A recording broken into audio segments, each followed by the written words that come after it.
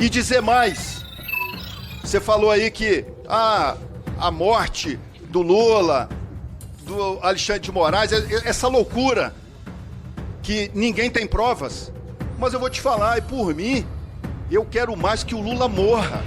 Eu quero que ele vá pro quinto dos infernos. É um direito meu. Não vou dizer que eu vou matar o cara, mas eu quero que ele morra. Que vá pro quinto dos infernos, porque nem o diabo quer o Lula. É por isso que ele tá vivendo aí, superou o câncer, tomara que tenha um ataque cardíaco, porque nem o diabo quer essa desgraça desse presidente que tá afundando nosso país. E eu quero mais é que ele morra mesmo. E que andem desarmados. Não quer desarmar um cidadão de bem, que ele ande com seu segurança. É um escândalo. Lula destinou 710 milhões de reais a uma entidade próxima à Jangela, por meio de 21 contratos, e o dinheiro é gasto sem licitação e sem a devida transparência. E mais, é uma entidade internacional que ofereceu um cargo para a Jangela e foi beneficiada por 2 decretos assinados pelo próprio Lula. Fica aqui comigo para você saber qual é a entidade que ganhou uma fortuna do governo Lula, para você conhecer a relação deles com a Jangela e ainda para você ver a comparação chocante dos gastos entre esses contratos e aqueles feitos na época do governo Bolsonaro. O Lula tem sido uma verdadeira mãe, qual é aí, hein? Vale mostrar também a diferença dos valores dos contratos da entidade que foram feitos durante o governo Bolsonaro. Olha aí, em todo o governo de Jair Bolsonaro, a OIE fechou 78,9 milhões em contratos e acordos de cooperação. Em 2 anos de Lula, o governo já transferiu 177,9 milhões dos 710 milhões celebrados. Os contratos são fechados sem licitação. Enquanto a entidade privada é internacional, a OIE não precisa seguir a lei de licitações brasileiras.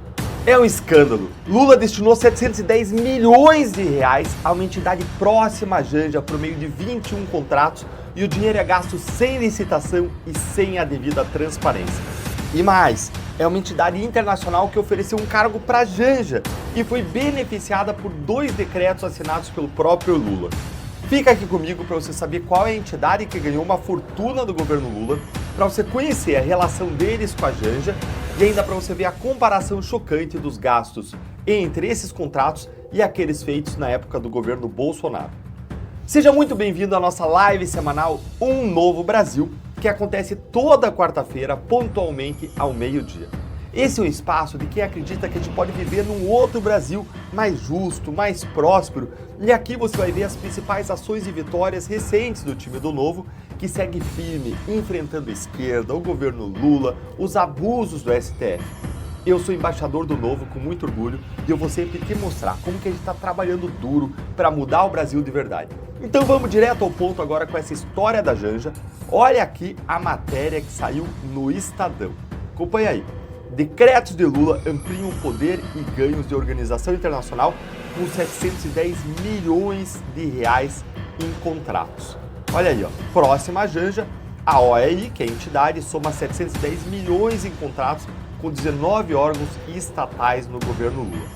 Beneficiada por 2 decretos assinados por Lula, a Organização dos Estados Ibero-Americanos, a OEI, já fechou 21 contratos e acordos no valor de 710 milhões de reais com 19 órgãos do governo federal. Gente, isso aí é muito dinheiro. Dá uma olhadinha aqui comigo nesse outro trecho. Responsável por alguns dos principais eventos do terceiro mandato de Lula, como a COP30 em Belém do Pará e a cúpula do G20 no ano passado, a OEI pode embolsar cerca de 42 milhões de reais apenas com a cobrança de taxas de administração, mostram documentos inéditos obtidos pelo Estadão. Gente, 42 milhões de reais em taxas de administração. E mais, adivinhe, a taxa de administração dos contratos foi aumentada. E adivinha por quem? Dá uma olhadinha aqui, ó. A taxa de administração em contratos, como o da OEI, com o governo, foi elevada de 5% para até 10% por um decreto assinado por quem? Por ele, por Lula. Adivinhe, finge a surpresa.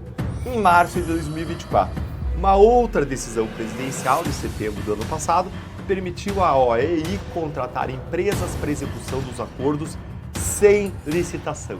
Sem licitação, finge a surpresa. Ou seja, Lula mudou as regras para permitir que as despesas aconteçam sem licitação, sem concorrência para contratar os serviços e produtos que, tendo a mesma qualidade, sejam mais baratos. Ou seja, quando se faz uma licitação, você compara os produtos, você recebe ali numa espécie de leilão os preços pelos quais as pessoas aceitam ser contratadas, se vender aquele produto, e você compra, garantindo a mesma qualidade, o mais barato. Mas o Lula simplesmente abriu mão disso. O Lula tem sido uma verdadeira mãe com a OEI, hein? Vale mostrar também a diferença dos valores dos contratos da entidade que foram feitos durante o governo Bolsonaro. Olha aí, em todo o governo de Jair Bolsonaro, a OEI fechou 78,9 milhões em contratos e acordos de cooperação. Em 2 anos de Lula 3, o governo já transferiu 197,9 milhões dos 710 milhões celebrados. Os contratos são fechados sem licitação. Enquanto entidade privada internacional, a OEI não precisa seguir a lei de licitações brasileiras. E lembre, o governo Lula aumentou a taxa de administração para até 10% e permitiu que ela seja contratada aí sem que ela faça a licitação. Gente, a diferença é absurda. É de 78 para 710. Ou seja, multiplicou por quase 10. O governo Lula contratou a organização quase 10 vezes mais do que o governo Bolsonaro em termos monetários. Agora você se pergunta aí, por que essa empresa tem um tratamento tão especial pelo governo Lula, hein? A entidade tem alguma relação com ele ou com a Janja? E aí a matéria vai explorar isso aqui. Dá uma olhadinha aí, ó. No início de 2023, poucas semanas após o início do 3º mandato de Lula, o governo articulou a nomeação de Janja para um cargo na OEI. Em abril daquele ano, a entidade anunciou a criação da Rede Ibero-Americana para a Inclusão e Igualdade, que seria coordenada pela primeira-dama brasileira. Ela participou da cerimônia na sede da organização em Madrid e posou para foto ao lado do secretário-geral da entidade, Mariano Jaboneiro, mas nunca desempenhou efetivamente qualquer papel no cargo devido a um recuo no governo. A relação de Janja com a OEI, no entanto, se manteve estável. Durante eventos organizados pela entidade paralelamente à reunião da cúpula do G20 no Rio, que ficaram conhecidos como Janja Palusa, ela apresentou painéis e seminários. É muita coincidência. Janja ser convidada para trabalhar na entidade e ao mesmo tempo ela ter tantas atividades suas em parceria com a OEI. É difícil olhar para toda essa relação e não desconfiar aí do que está acontecendo, e não ter hipóteses que você levanta, e não merecer um esclarecimento, uma investigação adequada, uma apuração adequada, você não ficar imaginando se não tem aí caroço nesse angu. Seria importante, inclusive, que a Janja esclarecesse se ela recebeu algum tipo de remuneração pelas atividades do Janja Palusa ou em outros eventos OEI, seja diretamente da sua física, seja por meio de alguma pessoa jurídica, porque seria um caso claro de conflito de interesses. Isso tudo tem que ser bem esclarecido, porque nós temos simplesmente uma entidade recebendo centenas de milhões de dinheiro público e que gasta sem transparência, sem licitação. Onde já se viu isso? Ora, onde já se viu isso? No governo Lula, é claro, né? E o time do Novo vai cobrar cada ação da Janja, da OEI, como tem cobrado sempre que surgem indícios de irregularidades nos contratos. O nosso time do Novo, lá em Brasília, continua não dando um segundo de paz ao governo Lula. Dá uma olhadinha aqui, ó. O Novo apresentou um requerimento revelando que o Laboratório de Estudos da Internet e Redes Sociais da UFRJ, lá da Universidade Federal do Rio de Janeiro, o tal do NetLab, recebeu cerca de 2,3 milhões de reais do governo federal para fazer pesquisa de estratégia eleitoral. E entre as atividades desenvolvidas lá pelo NetLab, está o combate a desinformações associadas a quem? A direita política, ou seja, está atuando de modo alinhado com os interesses do governo Lula. Dá uma olhadinha aqui nessa outra matéria aqui do Estadão. TCU cobra transparência do FRJ sobre uso das doações privadas. O Tribunal de Contas da União determinou que a UFRJ publique informações detalhadas sobre o uso de doações privadas recebidas para execução de projetos para permitir o adequado controle social dos recursos geridos. Acompanha aí. O deputado federal Marcel Van Hatten, do Novo, comemorou a decisão do TCU e afirmou que a medida representa uma vitória da transparência e da boa governança. Segundo ele, o NetLab tentou esconder por muito tempo os compromissos assumidos com financiadores internacionais como a Open Society Foundation e a Ford Foundation. O partido havia entrado com uma representação no TCU contra a instituição, o que daí decorreu uma série de medidas do TCU para garantir a devida transparência. E ele disse: é inadmissível que laboratórios vinculados a universidades públicas se recusem a prestar contas e tentem burlar as regras básicas de transparência. Tem mais um trechinho aqui que eu destaquei que eu queria ver com vocês. Conhecido por produzir relatórios sobre redes de desinformação associadas a quem? À direita, o NetLab também se destacou na defesa do PL das fake news, também conhecido como PL da censura, que propõe regras para plataformas digitais e para as big techs. Gente, é isso. O Novo não vai deixar que uma universidade pública seja usada como uma agência de propaganda por grupos progressistas que querem usar a estrutura pública como uma arma de batalha ideológica na nossa sociedade, sem qualquer transparência ou respeito à pluralidade. Olha a cara de pau do ministro Gilmar Mendes. Ele foi para a Globo News, da sua 11ª entrevista sobre política do ano de 2025, e disse que a anistia aos presos do 8 de janeiro seria uma consagração da impunidade. Gente, me disse isso aqui não é para enlouquecer qualquer um. Qualquer brasileiro de bem, qualquer pessoa que tenha acompanhado o que aconteceu na política nos últimos 10 anos. Isso aqui é um absurdo. Não é possível isso.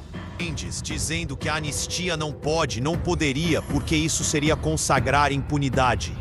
Gilmar Mendes, logo a pessoa que mais garantiu a impunidade dos corruptos há décadas do STF. Não tem um jornalista na Globo News para confrontar o ministro? O que é isso? Olha a cara de pau do ministro Gilmar Mendes. Ele foi para a Globo News dar sua 11ª entrevista sobre política do ano de 2025 e disse que a anistia aos presos do 8 de janeiro seria uma consagração da impunidade. Me disse não é para coringar com isso aqui, para arrancar os cabelos, para gritar de indignação e de revolta. Gilmar Mendes falando de impunidade?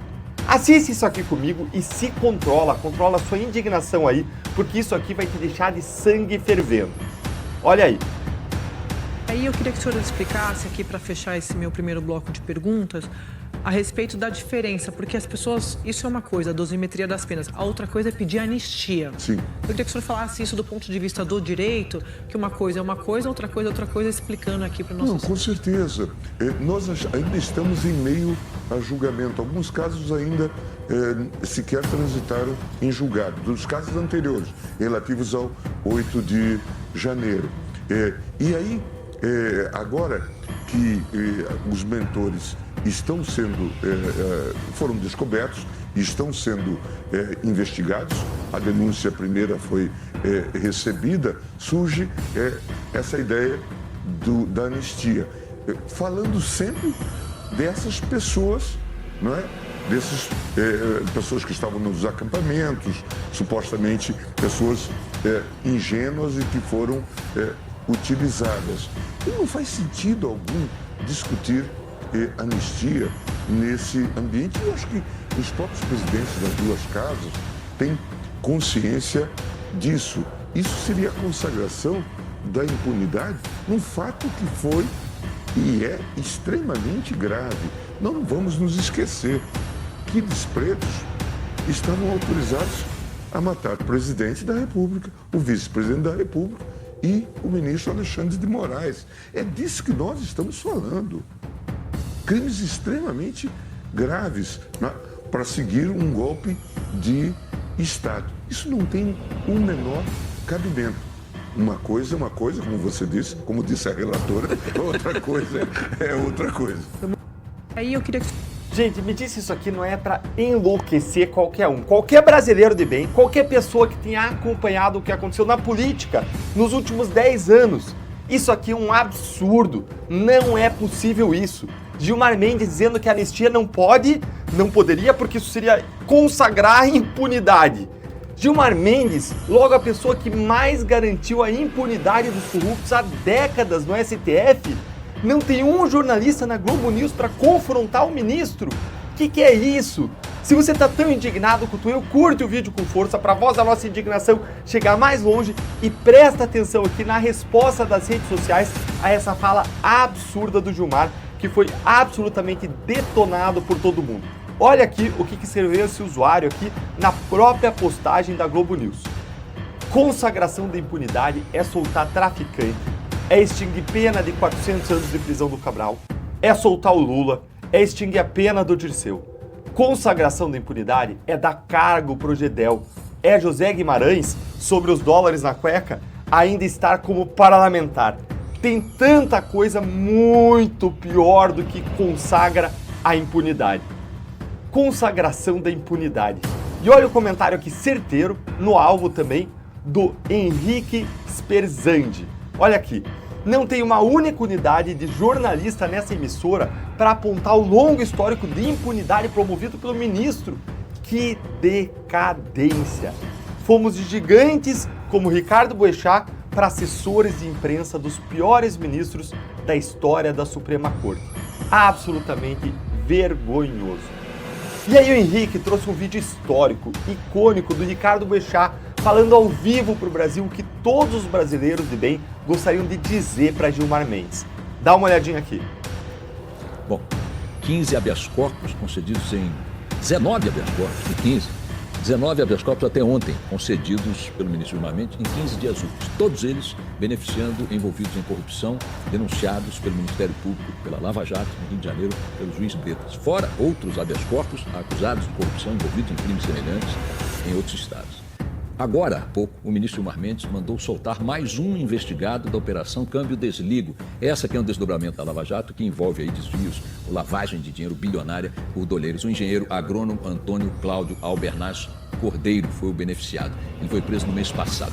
Essa operação investiga essa lavagem de dinheiro de clientes da corrupção e remessa ilegal desse dinheiro pelos doleiros. Isso envolvendo desvios que no governo do Rio de Janeiro ocorreram na gestão Sérgio Cabral. US$ 1,5 bilhão teriam sido desviados ou mandados para o exterior por essa quadrilha de doleiros. Então, portanto, a conta de Gilmar Mendes em habeas corpus para esse tipo de investigado, de suspeito, já chega a 20 presos da Lava Jato soltos pelo mesmo ministro em apenas 20 dias úteis.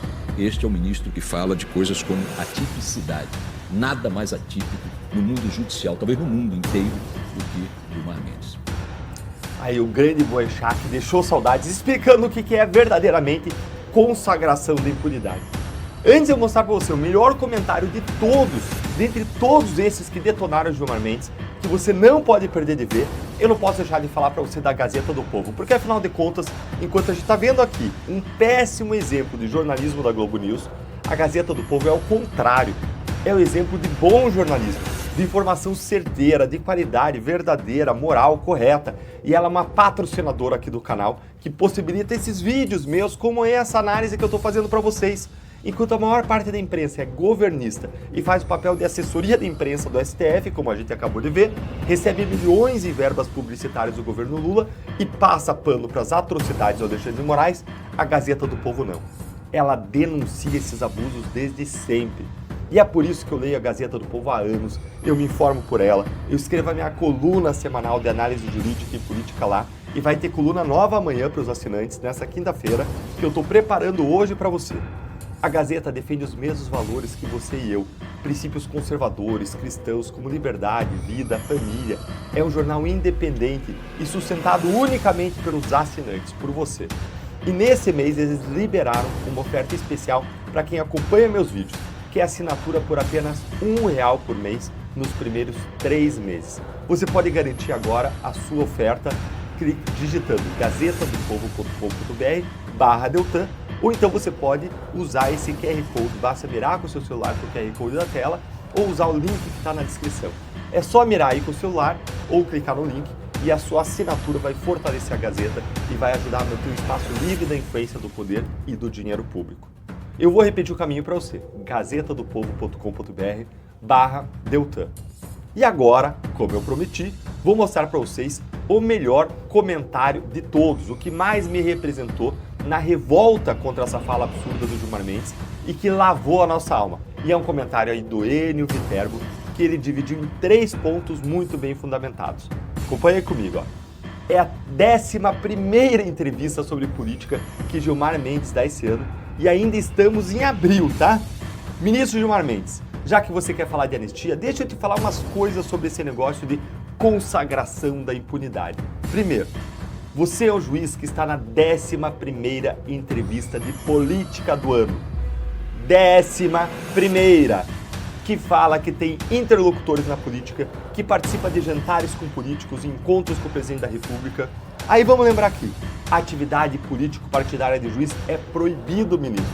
Essa consagração da impunidade já existe e é feita toda vez que Vossa Excelência faz essas coisas. E foi feita durante essa entrevista, inclusive. 2. Anistia é impunidade, sim, mas é impunidade por razões políticas. E quem decide sobre essa impunidade é um órgão chamado Congresso Nacional.